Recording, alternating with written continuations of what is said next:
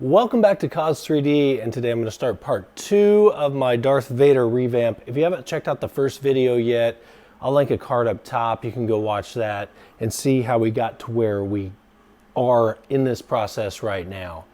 But let's get started to it. We're going to move over to the bench, and today we're going to work on these belt boxes. So let's get to it. Welcome back to part 2 of the budget Darth Vader mannequin rebuild that I'm working on.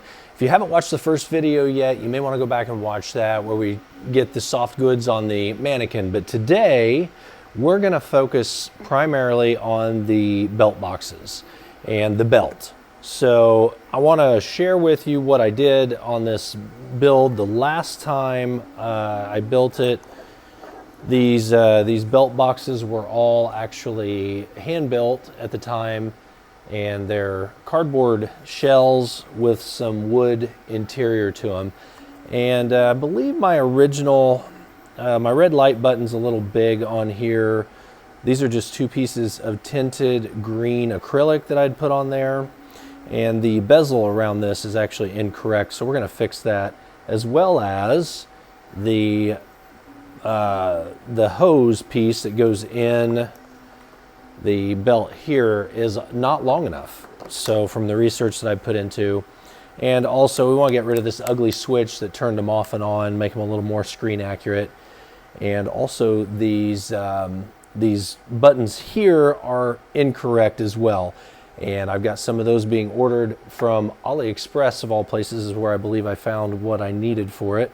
But let's dive into this today. So I asked my friend Zach, of course, with Cause 3D, I said, hey Zach, we need to redesign these belt boxes. I did some research online, and I found that there are, what I could find, there was no definitive guaranteed measurement of what they had used. And maybe I just was missing it. But I did quite a bit of research here, and I did find that a Hammond 1550C die-cast enclosure was kind of what the majority of 501st builders, it seems, were using if you wanted to build your own. So we took those measurements and actually came up with our own enclosure, and Zach actually outdid himself on this.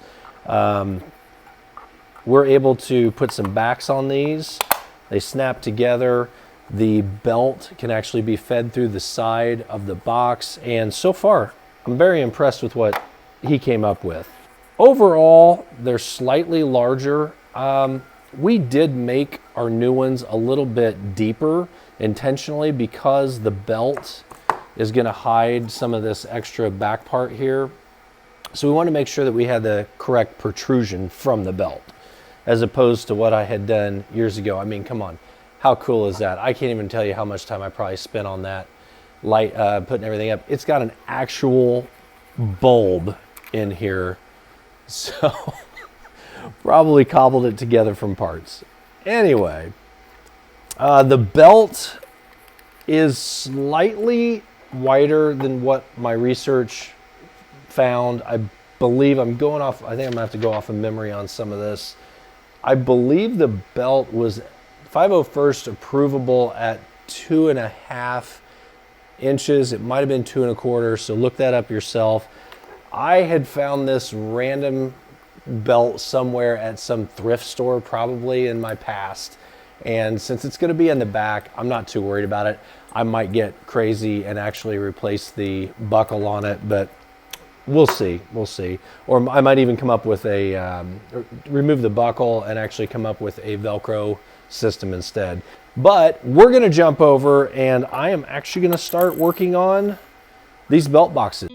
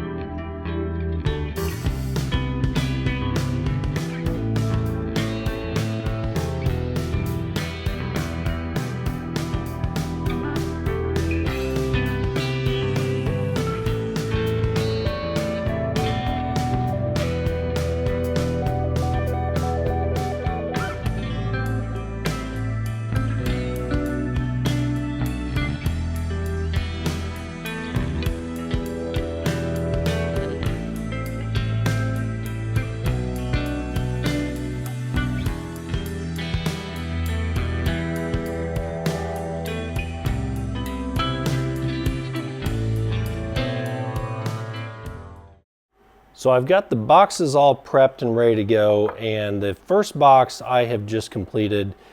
I want to talk about some of the parts though that we have on this box, and I want to get the belt out of the way real quick.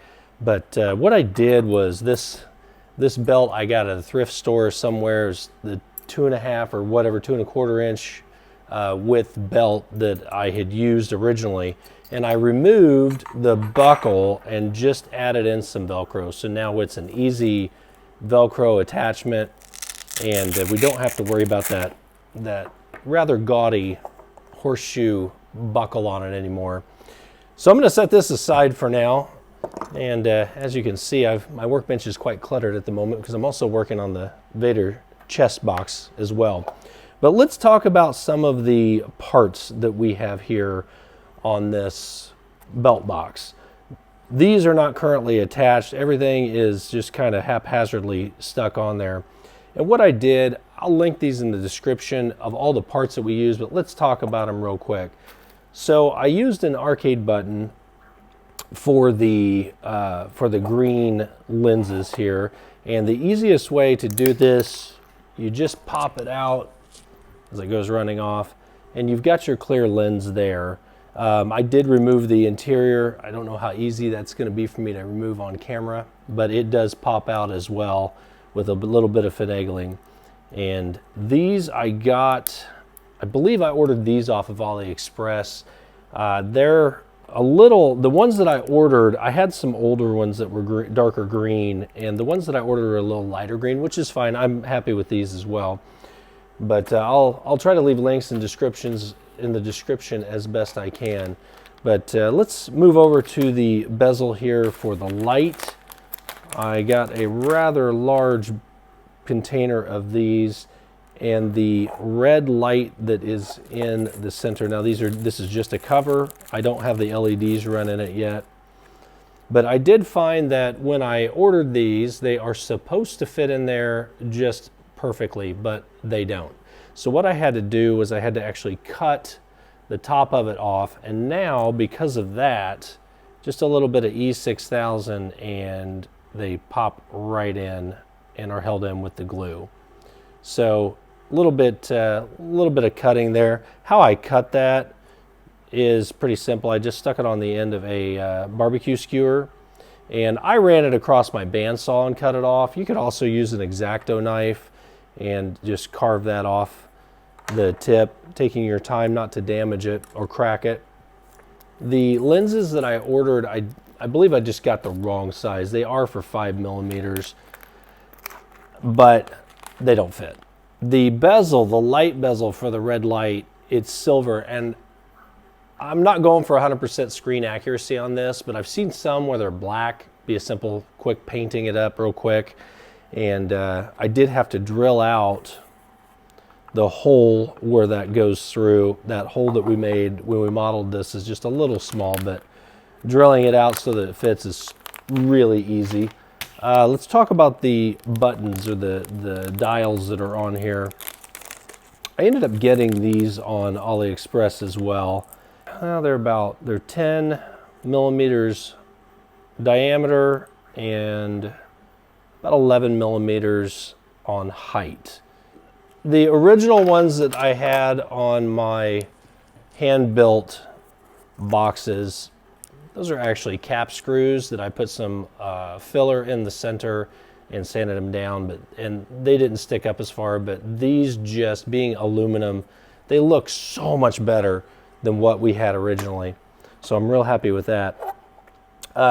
The hose, of course, the hose is just a braided hose, and I did find where Revenge of the Sith, they have a smaller flat thing that goes in this area.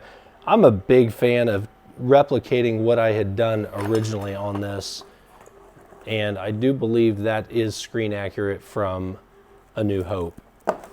So trying to keep kind of some of the original essences that I did when I had to hand build this without found parts, but happy with it so far. The bezels that go around the green lights, I haven't decided if I am or am not putting those on there yet. I'm kind of up in the air about it. They should have the outside bezel. I'm not a big fan of the ones that I modeled. We'll put all of the 3D files that we've done in the description, whether we're going to sell those on our Etsy store or just put them on Thingiverse, so they will be available for you. So if you have a drill, you can pretty much modify this as best you can. The arcade lights, the push button lights, I did toy with the idea of just putting a hole in there so that they could just drop in and screw in, and I might go back and have Zach do another version of that where these will just pop right in. I'll put the dimensions of these in the description as well. So that's where we are. We've got it pretty far along, and I'm basically ready to install these on my belt after I finish this other light up and see how it looks. But so far, I am extremely happy with it. Get those on there off camera so I don't have to fight them. But we're going to put it on the mannequin. We're going to see how that looks, and then we're going to start the next part of the video is going to be on the chest box. And I am going to put lights in all of these. I haven't gotten that far yet to figure out exactly how I want to do the lighting of it. So once I get to that, I'll keep you posted. And there we are. We've got the belt box, the belt on, and it does need a little bit of adjusting. He'll also have his undercape on, which will fill him out a little bit. But that's where we are at this point, and we're going to jump over next in the next video to the chest box. I've already got some parts printed, and you're not going to want to miss this one because I've turned some parts on the metal lathe. I'm not a machinist, but I'm going all out on the chest box. So thanks for joining us today, and make sure you hit that like and subscribe, and we'll see you in the next video.